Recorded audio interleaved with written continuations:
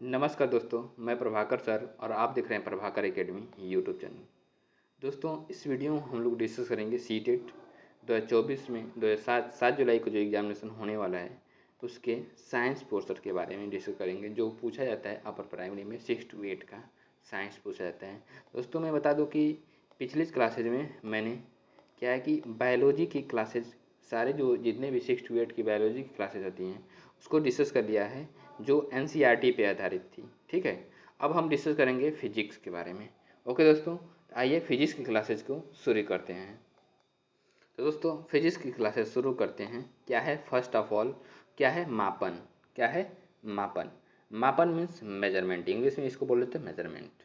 Measurement, मापन का अर्थ किसी अज्ञात राशि का उसी प्रकार की कुछ ज्ञात राशि से तुलना करना ही कहलाता है। ठीक है, इस ज्ञात निश्चित राशि को मात्रक कहते हैं। जो ज्ञात निश्चित राशि होती है उसको मात्रक बोलते हैं, मीन्स यूनिट बोलते हैं। ठीक है, किसी मापन के परिणाम को दो भागों में व्यक्त कर किए हैं। क्या है, दो भागों में व्यक्त किया जाता है। एक भाग संख्या होती है तो दूसरा भाग ली गई माप का मात्रक होता है, यूनिट होता है। जैसे मान लीजिए, अगर मान लीजिए 10 किलोमीटर मैंने मापा, मिस्टर 10 जो है संख्या है और किलोमीटर क्या है, उसका यूनिट है, मात्रक है। अब नेक्स्ट पॉइंट के बारे में डिस्कस करते हैं कि मापन के मानक मात्रक कौन कौन से हैं, स्टैंडर्ड यूनिट कौन कौन सी है।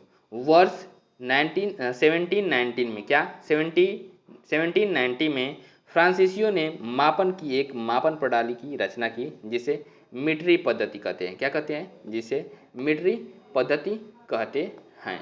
नेक्स्ट पॉइंट क्या है, आजकल जिस मात्रक प्रणाली का उपयोग हो रहा है उसे अंतर्राष्ट्रीय मात्रक प्रणाली एसआई मात्रक कहते हैं। लंबाई का एसआई मात्रक मीटर होता है। क्या होता है, लंबाई का एसआई मात्रक मीटर होता है और प्रत्येक मीटर को 100 बराबर भागों में विभाजित किया गया है। क्या, जो 1 मीटर बराबर क्या होता है, 100 सेंटीमीटर होता है। तो प्रत्येक मीटर को 100 बराबर भागों में विभाजित किया जाता है, जिसे हम सेंटीमीटर कहते हैं। 1 सेंटीमीटर के 10 बराबर भाग होते हैं। 1 सेंटीमीटर के 10 बराबर भाग होते हैं, जिन्हें मिलीमीटर कहते हैं। हम क्या कहते हैं, मिलीमीटर कहते हैं।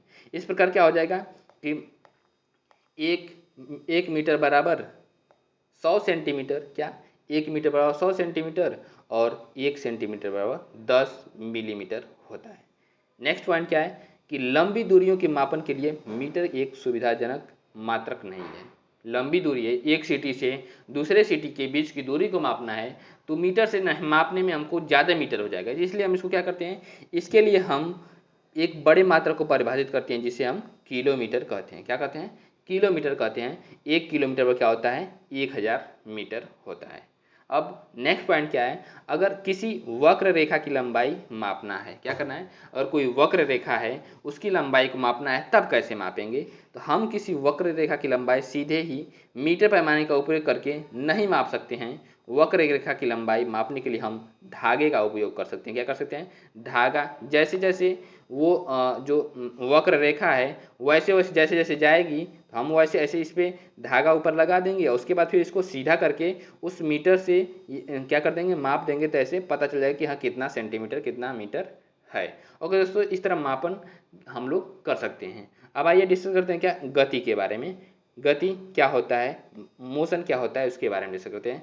समय के साथ किसी वस्तु की स्थिति में परिवर्तन को गति कहा जाता है। क्या, समय के साथ, अगर समय बदल रहा है तो उसके साथ साथ किसी वस्तु की पोजीशन भी बदल रही है तो उसको हम गति कहते हैं। गति के प्रकार, गति कितने प्रकार के होते हैं, जो वस्तुएं सरल रेखा के अनुदिश गति कर रही हैं इस प्रकार की गति को सरल रेखीय गति कहते हैं। क्या कहते हैं, सरल रेखीय गति कहते हैं। जैसे मान लीजिए कि पॉइंट ए यहाँ पे है, पॉइंट ए से कोई भी वस्तु चलते हुए पॉइंट बी तक पहुंच गई तो ये क्या हो जाएगी, सरल रेखीय गति हो जाएगी। क्या हो जाएगी, सरल रेखीय गति हो जाएगी। अब नेक्स्ट पॉइंट के बारे में डिस्कस करते हैं। क्या है कि बिजली के पंखों की पंखुड़ियों पर अंकित किसी चिन्ह की गति, किसी घड़ी के सेकेंड की सुई की गति वर्तुल गति के उदाहरण है। क्या, वर्तुल गति या आवर्ती गति के उदाहरण हैं, मीन्स आवर्ती गति के उदाहरण हैं। नेक्स्ट पॉइंट के बारे में डिस्कस करते हैं। क्या है, कुछ कुछ प्रकरणों में कोई वस्तु एक निश्चित समय अंतराल के बाद अपनी गति को दोहराती है। क्या? कुछ प्रकरणों में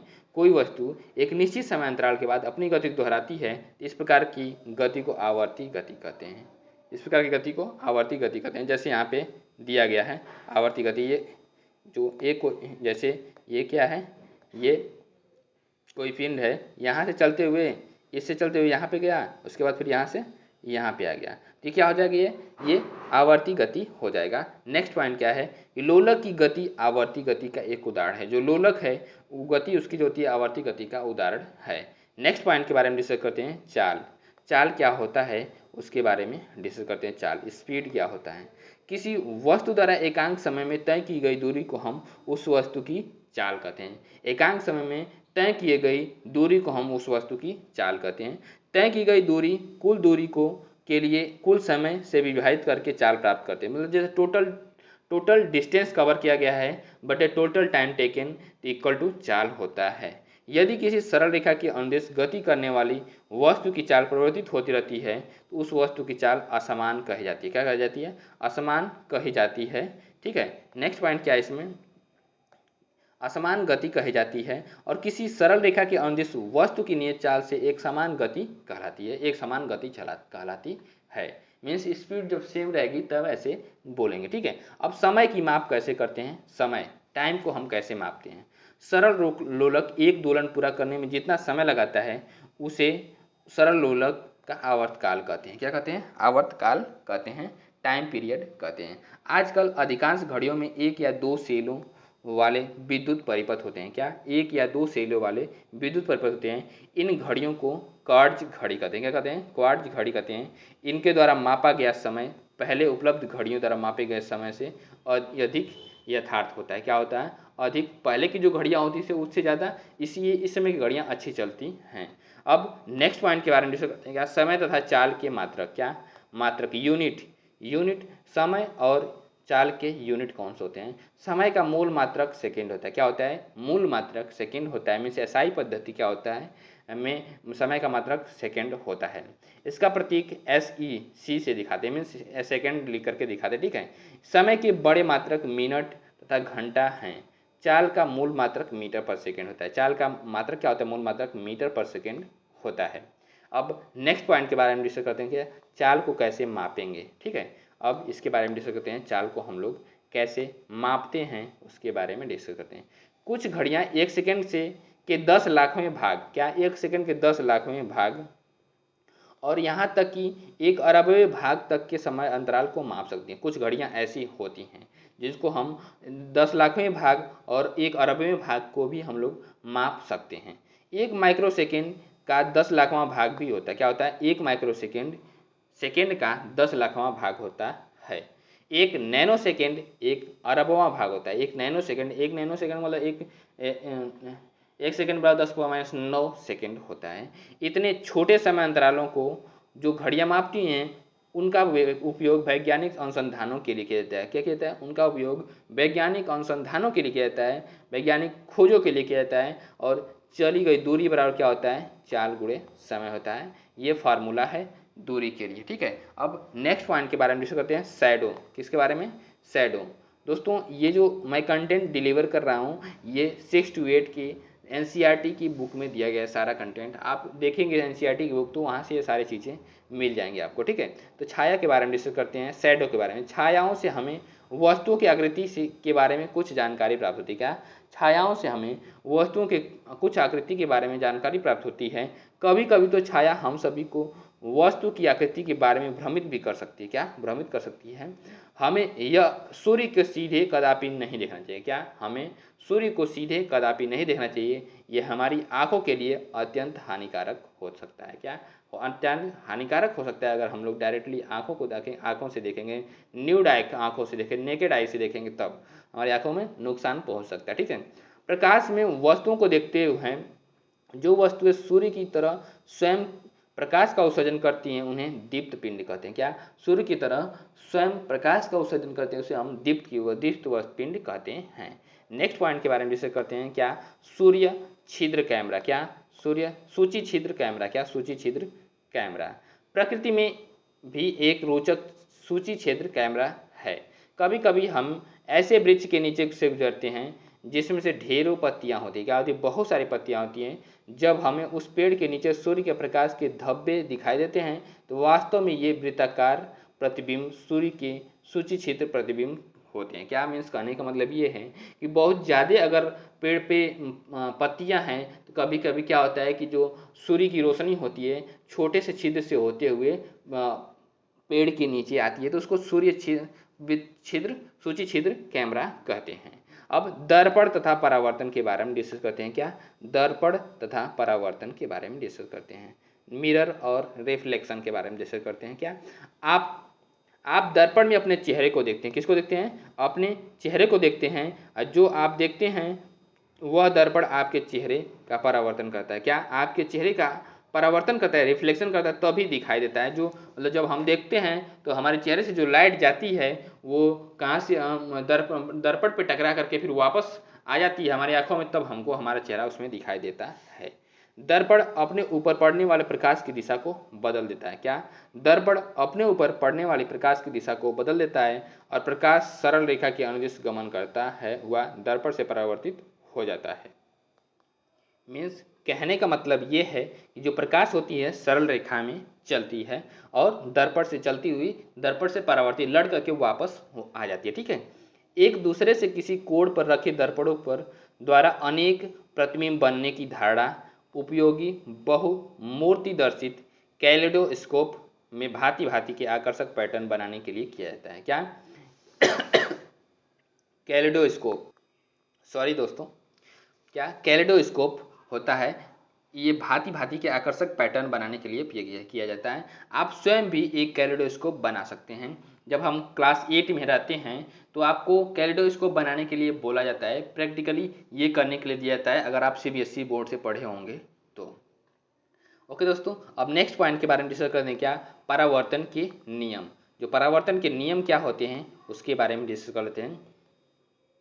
दर्पण से टकराने के पश्चात प्रकाश की किरण दूसरी दिशा में परावर्तित हो जाती है। क्या, दर्पण से टकराने के बाद प्रकाश किरण दूसरी दिशा में परावर्तित हो जाती है। किसी पृष्ठ पर पड़ने वाली प्रकाश किरण को आपतित किरण कहते हैं। क्या कहते हैं? आपतित किरण कहते हैं। ये पूछा जाता है कि कौन सी आपतित किरण है, कौन सा परावर्तित किरण है, कौन सा अभिलंब है, ये सारी चीजें पूछी जाती हैं। पृष्ठ से परावर्तन के पश्चात वापस आने वाली प्रकाश किरण को परावर्तित किरण कहते हैं। क्या कहते हैं? परावर्तित किरण कहते हैं। जैसे देखिए यहाँ पे दिया गया क्या, आपतित किरण। जो किरण आ रही है उसको आपतित किरण और जो लड़ने के बाद वापस जा रहा है उसको परावर्तित किरण बोलेंगे और ये अभिलंब है। एंगल आई जो होता है मीन्स जो आपतन कोण होता है वो परावर्तन कोण के बराबर होता है, आर के बराबर होता है। ये नियम है। ये क्या है? परावर्तन के नियम है कि एंगल आई जो होता है एंगल आर के बराबर होता है, मतलब आपतन कोण परावर्तन कोण के बराबर होता है। दूसरा नियम क्या है कि आपतित किरण, अभिलंब और परावर्तित किरण तीनों एक ही सरफेस में स्थित होते हैं। ये दूसरा नियम है परावर्तन का। नेक्स्ट पॉइंट के बारे में डिस्कस करते हैं। क्या है नेक्स्ट पॉइंट? प्रकाश किरण का अस्तित्व एक आदर्शीकरण होता है। क्या है? एक आदर्शीकरण होता है। वास्तव में हमें प्रकाश का एक संकीर्ण किरण पुंज प्राप्त होता है जो अनेक किरणों से मिलकर के बना होता है। सरलता के लिए हम प्रकाश के संकीर्ण किरण पुंज के लिए किरण शब्द का उपयोग करते हैं। क्या करते हैं? किरण शब्द का उपयोग करते हैं। और आपतित किरण तथा अविलंब के बीच का कोण आपतन कोण कहलाता है। क्या? एंगल आई कहलाता है। और परावर्तित किरण तथा अविलंब के बीच के कोण को परावर्तन कोण एंगल आर कहते हैं। नेक्स्ट पॉइंट के बारे में डिस्कस करते हैं। नेक्स्ट पॉइंट क्या है कि आपतन कोण सदैव परावर्तन कोण के बराबर होता है। ये मैंने पहले ही बता दिया आपको। ये आपतन कोण जो होता है परावर्तन कोण के हमेशा बराबर होता है और यह परावर्तन के नियम में से एक है। क्या? परावर्तन का ये पहला नियम है। नेक्स्ट दूसरा नियम क्या है कि आपतित किरण आपतन बिंदु पर अभिलंब तथा परावर्तित किरण ये सभी एक ही तल में स्थित होते हैं। यह परावर्तन का एक अन्य दूसरा नियम है। ठीक है। नेक्स्ट पॉइंट क्या है? दर्पण द्वारा बने प्रतिबिंब में वस्तु का बायां भाग दाईं ओर और तथा दायां भाग बाईं ओर दिखाई देता है, जिसे हम लेटरल इन्वर्जन कहते हैं। क्या कहते हैं? इस परिघटना को पार्श्व परिवर्तन कहते हैं। क्या कहते हैं? पार्श्व परिवर्तन मतलब लेटरल इन्वर्जन कहते हैं। नेक्स्ट पॉइंट के बारे में डिस्कस करते हैं। क्या? नियमित तथा विसरित परावर्तन, नियमित तथा रेगुलर तथा डिफ्यूज परावर्तन, रिफ्लेक्शन। जैसे देखिए क्या है कि अगर प्रकाश की किरण एक रेगुलर इंटरवल के बाद गिर रही है तो रेगुलर इंटरवल के साथ रिफ्लेक्टेड भी हो रही है। जैसे ये क्या है, रेगुलर नियमित परावर्तन है ये, ठीक है। अब उसके बाद क्या है, अगर सरफेस डिफ्यूज रहेगा, मतलब से इधर उधर रहेगा, तो ऐसे रहेगा, तो जब प्रकाश की किरण ऐसे सीधे जाएगी और उसके बाद लड़ेगी तो इधर उधर जा सकती है। इसका परावर्तन क्या हो सकता है, दूसरे जगह हो सकता है। तो इसे क्या बोलेंगे, डिफ्यूज परावर्तन बोलेंगे, विसरित परावर्तन बोलेंगे, अनियमित परिवर्त परावर्तन हो जाएगा, ठीक है। क्या दिया हुआ है कि जब सभी समांतर किरणें किसी खुरदरे या अनियमित पृष्ठ से परावर्तित होने के पश्चात समांतर नहीं होती हैं तो ऐसे परावर्तन को विसरित परावर्तन बोलते हैं। क्या बोलते हैं, ऐसे परावर्तन को विसरित परावर्तन बोलते हैं। इसके विपरीत दर्पण जैसे चिकने पृष्ठ से होने वाले परावर्तन को नियमित परावर्तन बोलते हैं। क्या बोलते हैं, नियमित परावर्तन बोलते हैं। नेक्स्ट पॉइंट के बारे में डिस्कस करते हैं, क्या, प्रकाश का परावर्तन। क्या, प्रकाश का परावर्तन। जल का पृष्ठ भी दर्पण की भांति कार्य करता है। जो जल का पृष्ठ होता है, वाटर सरफेस होता है, वो भी दर्पण की भांति कार्य कर सकता है तथा प्रकाश के पथ को बदल सकता है। दर्पण द्वारा प्रकाश की दिशा का बदलना, यह परिवर्तन प्रकाश का परावर्तन कहलाता है। क्या कहता है, प्रकाश का परावर्तन कहलाता है। और समतल दर्पण द्वारा बनने वाला प्रतिबिंब दर्पण में सीधा तथा बिंब के समान साइज का दिखाई देता है। क्या, बिंब के समान साइज का दिखाई देता है। अब नेक्स्ट पॉइंट के बारे में डिस्कस करते हैं, क्या, गोलीय दर्पण। क्या है, गोलीय दर्पण के बारे में डिस्कस करते हैं। गोलीय दर्पण, गोलीय दर्पण वक्रित दर्पण का सबसे अधिक सामान्य उदाहरण है। क्या, मतलब गोलीय दर्पण क्या होता है, वक्रित दर्पण का एक सामान्य अधिक उदाहरण है। यदि किसी गोलीय दर्पण का परावर्तक पृष्ठ अवतल है तो इसे अवतल दर्पण कहते हैं, और यदि किसी परावर्तक पृष्ठ उत्तल है तो इसे उत्तल दर्पण कहते हैं। अब नेक्स्ट पॉइंट के बारे में डिस्कस करते हैं। नेक्स्ट पॉइंट क्या है, चम्मच का भीतरी पृष्ठ जो होता है अवतल दर्पण की भांति कार्य करता है। क्या, अवतल दर्पण की भांति करता है कार्य, जबकि इसका बाहरी पृष्ठ उत्तल दर्पण की भांति कार्य करता है। किसी बिंब का समतल दर्पण बना प्रतिबिंब पर्दे पर प्राप्त नहीं किया सकता है। क्या, पर्दे पर प्राप्त नहीं किया सकता है। पर्दे पर बनने वाले प्रतिबिंब को वास्तविक प्रतिबिंब कहते हैं। जो पर्दे पर बनने वाली प्रतिबिंब होती है उसको वास्तविक प्रतिबिंब कहते हैं। नेक्स्ट पॉइंट क्या है कि समतल दर्पण द्वारा बने मोमबत्ती की लौ के प्रतिबिंब को पर्दे पर प्राप्त नहीं किया सकता है था। इस प्रकार के प्रतिबिंब को आभासी प्रतिबिंब कहते हैं। क्या कहते हैं, आभासी प्रतिबिंब बोलते हैं। नेक्स्ट पॉइंट क्या है कि आपने डॉक्टरों को आंख, कान, नाक तथा गले का निरीक्षण करते समय अवतल दर्पण का उपयोग करते हुए देखा होगा। मीन्स ये पूछा जाता है क्वेश्चन कि अवतल दर्पण का प्रयोग कहाँ पे किया जाता है, तो डॉक्टर लोग भी करते हैं, ठीक है। दंत विशेषज्ञों द्वारा अवतल दर्पण का उपयोग दांतों का बड़ा प्रतिबिंब देखने के लिए किया जाता है। क्या, दांतों का बड़ा प्रतिबिंब देखने के लिए किया जाता है। दोस्तों ये मेन पॉइंट है, यही से क्वेश्चन पूछे जाते हैं, अराइज होते हैं, ठीक है। टार्च, कारों तथा स्कूटरों के अग्रदीप के परावर्तक पृष्ठ की आकृति भी अवतल होती है। कैसे होती है, अवतल होती है। वाहनों के पार्श्व दर्पणों, साइड मिरर में उपयोग किया जाने वाला उत्तल दर्पण होता है। क्या होता है, उत्तल दर्पण होता है। अब नेक्स्ट पॉइंट के बारे में डिस्कस करते हैं, क्या, कि लेंसों द्वारा बने प्रतिबिंब। क्या, लेंस के द्वारा कौन से प्रतिबिंब बनते हैं उसके बारे में डिस्कस करते हैं। आवर्धक लेंस वास्तव में एक प्रकार का लेंस ही है। जो क्या, आवर्धक लेंस वास्तव में एक प्रकार का लेंस ही है। लेंसों का उपयोग व्यापक रूप में चश्मों, दूरदर्शकों तथा सूक्ष्मदर्शियों में किया जाता है। कहाँ कहाँ पे किया जाता है, चश्मों, दूरदर्शकों तथा सूक्ष्मदर्शियों में किया जाता है। वे लेंस जो किनारों की अपेक्षा में बीच में मोटे प्रतीत होते हैं उसे उत्तल लेंस कहते हैं। बीच किनारों पे पतला होते हैं और बीच में मोटे होते हैं तो उसको हम लोग उत्तल लेंस बोलते हैं, और जो किनारों की अपेक्षा बीच में पतले महसूस होते हैं उसे हम अवतल लेंस कहते हैं। क्या कहते हैं, अवतल लेंस कहते हैं। मीन्स कहने का मतलब ऐसे रहेगा तो ये उत्तल लेंस रहेगा, और जब ऐसे रहेगा तो ये क्या रहेगा, अवतल लेंस रहेगा। ओके दोस्तों, नेक्स्ट पॉइंट क्या है, लेंस पारदर्शी होते हैं तथा इनमें से प्रकाश गुजर सकता है। क्या करता है, प्रकाश गुजर सकता है। अब नेक्स्ट पॉइंट के बारे में डिस्कस करते हैं। नेक्स्ट पॉइंट क्या है उसके बारे में डिस्कस करते हैं। उत्तल लेंस उस पर पड़ने वाले आपतित प्रकाश को अवसरित अंदर की ओर मोड़ देता है। क्या, अंदर की ओर मोड़ देता है, इसलिए अभिसारित लेंस भी इसे कहते हैं। क्या कहते हैं, अभिसारी लेंस भी कहते हैं। क्या कहते हैं, इसे अभिसारी लेंस भी कहते हैं। इसके विपरीत अवतल लेंस आपतित प्रकाश को अपसारित बाहर की ओर मोड़ देता है, इसे अपसारी लेंस कहते हैं। अवतल लेंस को अपसारी लेंस बोलते हैं। अवतल लेंस द्वारा बने प्रतिबिंब सदैव आभासी, सीधे तथा बिंब के साइज से छोटे होते हैं, अवतल लेंस के द्वारा, ठीक है। अब नेक्स्ट पॉइंट के बारे में डिस्कस करते हैं, नेत्र के बारे में। किसके बारे में? नेत्र, जो हम आँख के बारे में डिस्कस करते हैं कि ये हमारे नेत्र की आकृति लगभग गोलाकार है। क्या है? नेत्र की आकृति लगभग गोलाकार है। नेत्र की बाहरी आवरण सफ़ेद होता है, कि जो बाहरी आवरण होती है वो सफ़ेद होती है और यह कठोर होता है ताकि यह नेत्र के आंतरिक भाग की दुर्घटनाओं से बचाव कर सके। इसके पारदर्शी अग्रभाग को कार्निया कहते हैं। क्या कहते हैं? कार्निया कहते हैं या स्वच्छ मंडल कहते हैं। कार्निया के पीछे एक हम गहरे रंग की पेशीय संरचना पाते हैं जिसे हम परितारिका आइरिस कहते हैं। क्या कहते हैं? आइरिस कहते हैं। नेक्स्ट पॉइंट के बारे में बताते हैं। क्या है नेक्स्ट पॉइंट? आइरिस में एक छोटा सा द्वार होता है जिसे पुतली कहते हैं और पुतली के साइज को परितारिका से नियंत्रित किया जा सकता है और परितारिका नेत्र का वह भाग है जो इसके विशिष्ट रंग प्रदान करता है। क्या करता है? विशिष्ट रंग प्रदान करता है। परितारिका नेत्र में प्रवेश करने वाले प्रकाश की मात्रा को नियंत्रित करती है। जो नेत्र में प्रवेश करने वाली जो लाइट होती है उसकी मात्रा को कम करता है और ज़्यादा करता है। अब नेक्स्ट पॉइंट के बारे में डिस्कस करते हैं। क्या? लेंस प्रकाश को आँख के पीछे एक परत पर फोकसित करता है और इस परत को रेटिना पटल कहते हैं। क्या कहते हैं? रेटिना पटल कहते हैं। जहाँ पे फोकसित करेगा उसी को रेटिना पटल कहते हैं। और रेटिना अनेक तंत्रिका कोशिकाओं का बना होता है। क्या होता है? अनेक तंत्रिका कोशिकाओं का बना होता है।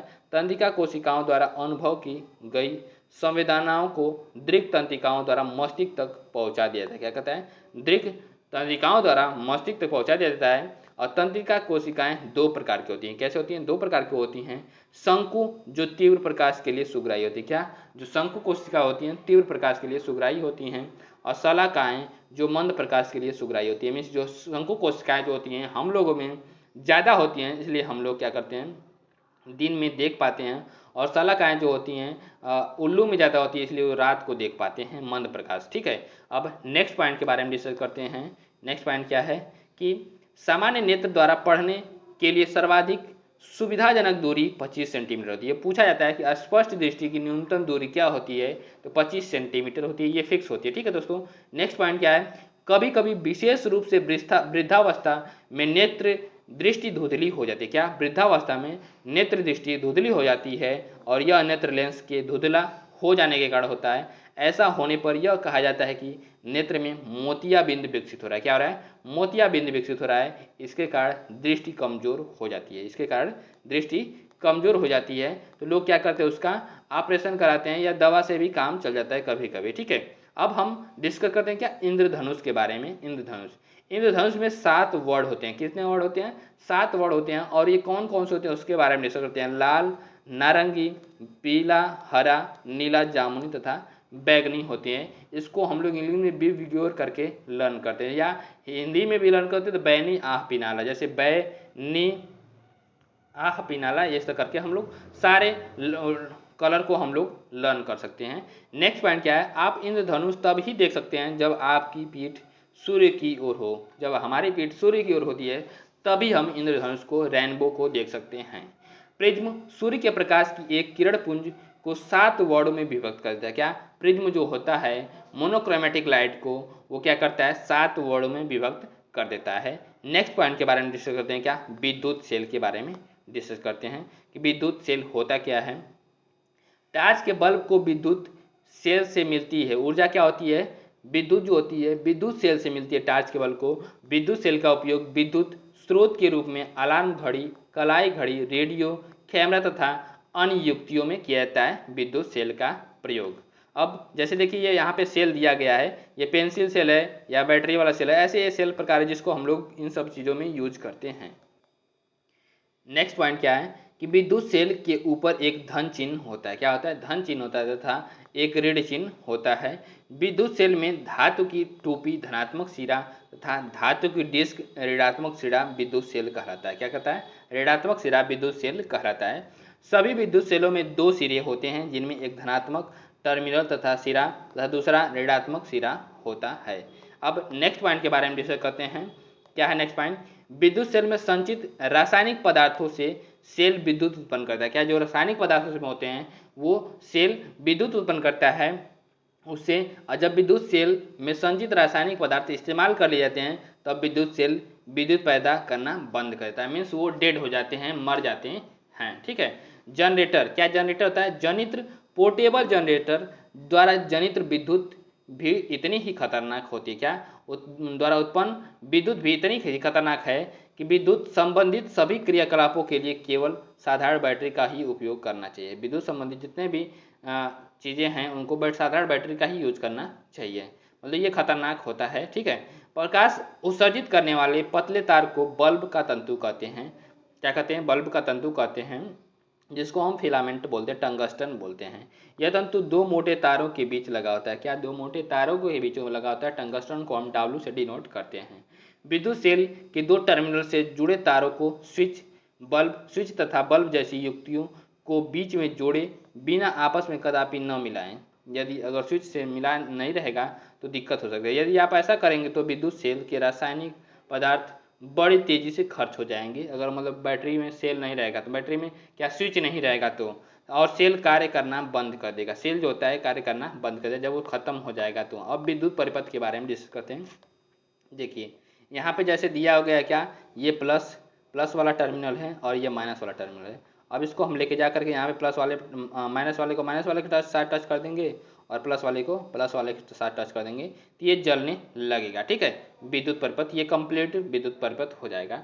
अब इसमें डिस्कस करते हैं क्या कि विद्युत सेल के एक टर्मिनल को तार द्वारा बल्ब से होते हुए विद्युत सेल के दूसरे टर्मिनल से जोड़ा जाता है। इस प्रकार की व्यवस्था विद्युत परिपथ का एक उदाहरण है। क्या? इस प्रकार की व्यवस्था विद्युत परिपथ का एक उदाहरण है। और विद्युत परिपथ विद्युत सेल के दो टर्मिनलों के बीच विद्युत प्रवाह करती है। क्या करती है? विद्युत धारा प्रवाह करती है कि संपूर्ण पथ को दर्शाता है। क्या?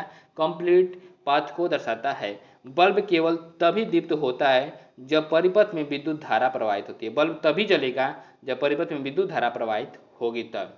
बल्ब के तंतु से होकर के विद्युत धारा प्रवाहित होती है। यह बल्ब को दीप्तिमान करती है। क्या करती है? दीप्तिमान करती है, मीन्स उसमें से लाइट निकलने लगती है। कभी कभी विद्युत बल्ब विद्युत सेल से जुड़े होने पर भी दीप्त नहीं होता है। ऐसा बल्ब के फ्यूज होने के कारण हो सकता है। क्या? बल्ब के फ्यूज होने के कारण हो सकता है। नेक्स्ट पॉइंट क्या है? या विद्युत बल्ब कई कारणों से फ्यूज हो सकता है। इनमें एक कारण एक हो सकता है कि बल्ब के तंतु का खंडित हो जाना। जो बल्ब का तंतु है वो टूट जाएगा तो उससे भी विद्युत बल्ब फ्यूज हो जाएगा। अब विद्युत स्विच के बारे में डिस्कस करते हैं। इलेक्ट्रिक स्विच के बारे में डिस्कस करते हैं। स्विच एक सरल युक्ति है जो परिपथ को जोड़ या तोड़ सकती है। क्या? क्लोज कर सकती है या उसको ओपन कर सकती है। घरों में स्विच का उपयोग बल्ब को दीप्तमान करने तथा अन्य युक्तियों को चलाने के लिए करते हैं। यद्यपि घरों में उपयोग होने वाले स्विच इसी सिद्धांत पर कार्य करते हैं कि पर उसके डिजाइन जटिल होते हैं। क्या होते हैं? उसके डिजाइन जो होते हैं जटिल होते हैं। अब नेक्स्ट पॉइंट के बारे में डिस्कस करते हैं। क्या? विद्युत चालक तथा विद्युत रोधक, मतलब इलेक्ट्रिक कंडक्टर और इलेक्ट्रिक रेजिस्टेंस। नेक्स्ट पॉइंट क्या है इसमें कि जो पदार्थ विद्युत धारा का प्रवाह होने देते हैं उसे हम विद्युत चालक बोलते हैं, इलेक्ट्रिक कंडक्टर बोलते हैं। विद्युत रोधक अपने अंदर से विद्युत धारा को प्रवाहित नहीं होने देते हैं। क्या? अपने अंदर विद्युत धारा को प्रवाहित नहीं होने देते हैं। और विद्युत चालक तथा विद्युत रोधक हमारे लिए समान रूप से महत्वपूर्ण है। क्या? हमारे लिए समान रूप से महत्वपूर्ण है। स्विच, विद्युत प्लग, सॉकेट सुचालक पदार्थों से बने होते हैं। क्या? सॉकेट जो होता है सुचालक पदार्थों से बने होते हैं, मीन्स इंसुलेटर से बने होते हैं। दूसरी ओर विद्युत तारों, प्लग के ऊपर के भाग, स्विच तथा विद्युत उपकरणों के अन्य भाग जिन्हें लोग स्पर्श कर सकते हैं, इनको बनाने के लिए रबड़ तथा प्लास्टिक का उपयोग होता है। जिसको हम लोग स्पर्श करते हैं उनको बनाने के लिए रबड़ या प्लास्टिक का उपयोग किया जाता है, जिससे कि हमको इलेक्ट्रिक करंट न पकड़े। ठीक है, आपका शरीर विद्युत का बहुत अच्छा चालक है। जो हम लोग का शरीर है विद्युत का बहुत अच्छा चालक है। अगर विद्युत इसमें लेके जाएंगे तो बहुत तेजी से फ्लो करता है और आदमी की डेथ हो जाती है। नेक्स्ट पॉइंट के बारे में डिस्कस करते हैं। क्या? विद्युत बैटरी। इसके पहले हम लोगों ने विद्युत सेल के बारे में डिस्कस किया था, जिसमें जो रासायनिक पदार्थ होता है उससे इलेक्ट्रिक करंट पैदा होती है। और वो रासायनिक पदार्थ जब इलेक्ट्रिक करंट खत्म कर देगा पैदा करना तो वो सेल क्या होता है? डेड हो जाता है। अब विद्युत बैटरी के बारे में डिस्कस करते हैं। विद्युत बैटरी ये होती है जिसको दोबारा चार्ज कर सकती है, रिचार्जेबल होती है। एक सेल का धन टर्मिनल दूसरे सेल के ऋण टर्मिनल से संयोजित किया जाता है। दो या अधिक सेलों के इस प्रकार के संयोजन को बैटरी कहते हैं। दो से अधिक सेलों के इस प्रकार के संयोजन को बैटरी कहते हैं। विद्युत धारा का तापीय प्रभाव। क्या? विद्युत धारा का तापीय प्रभाव क्या होता है इसके बारे में डिस्कस करते हैं। कि जब किसी तार से कोई विद्युत धारा प्रवाहित होती है तो वो तप्त तो हो जाता है, क्या होता है, गर्म हो जाता है। इसे विद्युत धारा का तापीय प्रभाव कहते हैं। क्या कहते हैं, तापीय प्रभाव कहते हैं। किसी तार में उत्पन्न ऊष्मा का परिणाम उस तार के पदार्थ की लंबाई तथा मोटाई पर निर्भर करता है। किस पे करता है, लंबाई तथा मोटाई पर निर्भर करता है, उसमें ऊष्मा उत्पन्न होती है उस पर। ठीक है, नेक्स्ट पॉइंट क्या है, यदि किसी तार के बड़े परिमाण का विद्युत धारा प्रवाहित होती है तो तार इतना तप्त हो सकता है कि वह पिघल करके टूट जाता है। अगर मान लीजिए जितना कैपेसिटी है उससे ज़्यादा अगर इलेक्ट्रिसिटी फ्लो हो रही है तो क्या होता है कि वो गर्म होकर के पिघल हो जाएगा। ठीक है, मतलब कि मेल्ट हो जाएगा, जिससे कि इलेक्ट्रिक करंट टूट जाएगी। ठीक है, जिससे इलेक्ट्रिक फ्लो टूट जाएगा। प्रतिदीप्त नलिकाओं तथा CFL में पारे का वाष्प होता है। क्या होता है, पारे का वाष्प होता है जो कि विषैला होता है। अतः खराब प्रतिदीप्त नलिकाओं तथा CFL को निपटारा सावधानी पूर्वक किया जाना चाहिए। निपटारा जो होता है सावधानी पूर्वक किया जाना चाहिए। बता दें दोस्तों, CFL का फुल फॉर्म क्या होता है, कम्पैक्ट फ्लोरोसेंट लैम्प। कभी कभी ये पूछ लिया जाता है कि CFL का फुल फॉर्म क्या होता है, तो कम्पैक्ट फ्लोरोसेंट लैम्प होता है। कुछ विशेष पदार्थों के बने तारों से जब अधिक विद्युत धारा प्रवाहित होती है तब वे शीघ्र ही पिघल करके टूट जाते हैं। क्या, शीघ्र ही पिघल करके टूट जाते हैं। इन तारों का उपयोग विद्युत फ्यूज बनाने में किया जाता है। क्या, जो ये तार होते हैं उनका उपयोग विद्युत फ्यूज बनाने में किया जाता है। फ्यूज सुरक्षित युक्ति है। क्या, फ्यूज जो होती है सुरक्षित युक्ति होती है जो विद्युत परिपथ की क्षति तथा संभावित आग के प्रति सुरक्षा प्रदान करती है। क्या, संभावित जो आने वाले समय में आग लगने वाली है तो उससे हमको सुरक्षा प्रदान करती है। फ्यूज की जो रहेगा पिघल जाएगा तो लाइट कट जाएगी, जिससे कि आग लगने की संभावना कम रहेगी। इसीलिए MCB घरों में लगाया जाता है और ये सब चीज़ें लगाए, कटआउट लगाया जाता है, ये सब सारी चीज़ें लगाई जाती हैं। विद्युत धारा का रासायनिक प्रभाव। क्या, इलेक्ट्रिक करंट का केमिकल इफेक्ट क्या होता है उसके बारे में डिस्कस करते हैं। जब हम आसुत जल में, तो दोस्तों केमिकल इफेक्ट के बारे में पढ़ते हैं, डिस्कस करते हैं। क्या, कि जब हम आसुत जल में नमक घोलते हैं, जो डिस्टिल्ड वाटर होता है, डिस्टिल्ड वाटर जो होता है purest form of the water होता है। दोस्तों डिस्टिल्ड वाटर का यूज कहाँ पे करते हैं, तो हम लोग कार के बैटरी में यूज करते हैं। जो डॉक्टर लोग होते हैं वो लोग यूज करते हैं डिस्टिल्ड वाटर का। ओके दोस्तों, क्या है, जब हम आसुत जल में नमक घोलते हैं तो हमें नमक का घोल प्राप्त होता है। क्या होता है, नमक का घोल प्राप्त होता है। यह विद्युत का अच्छा चालक होता है, विद्युत का अच्छा चालक होता है। नेक्स्ट पॉइंट क्या है कि आसुत जल लवणों से मुक्त होने के कारण ही हीन चालक होता है। मीन्स इंसुलेटर होता है, कंडक्टर नहीं होता है आसुत जल। विद्युत द्वारा किसी पदार्थ पर किसी वांछित धातु की परत निक्षेपित करने की प्रक्रिया को विद्युत लेपन कहते हैं। यह विद्युत धारा के रासायनिक प्रभाव का एक सर्वाधिक सामान्य उपयोग है। क्या है, सर्वाधिक सामान्य उपयोग है। अब विद्युत धारा का चुंबकीय प्रभाव डिस्कस करते हैं। क्या होता है चुंबकीय, मैग्नेटिक इफेक्ट क्या होता है विद्युत धारा का। जब किसी तार से विद्युत धारा प्रवाहित होती है तो वह चुंबक की भांति व्यवहार करने लगता है। कैसा, चुंबक की भांति व्यवहार करने लगता है। इसे विद्युत धारा का चुंबकीय प्रभाव कहते हैं। क्या कहते हैं, इसे विद्युत धारा का चुंबकीय प्रभाव कहते हैं। और वास्तव में विद्युत धारा का उपयोग चुंबकों के निर्माण में किया जाता है। क्या, चुंबकों के निर्माण में भी विद्युत धारा का उपयोग किया जाता है।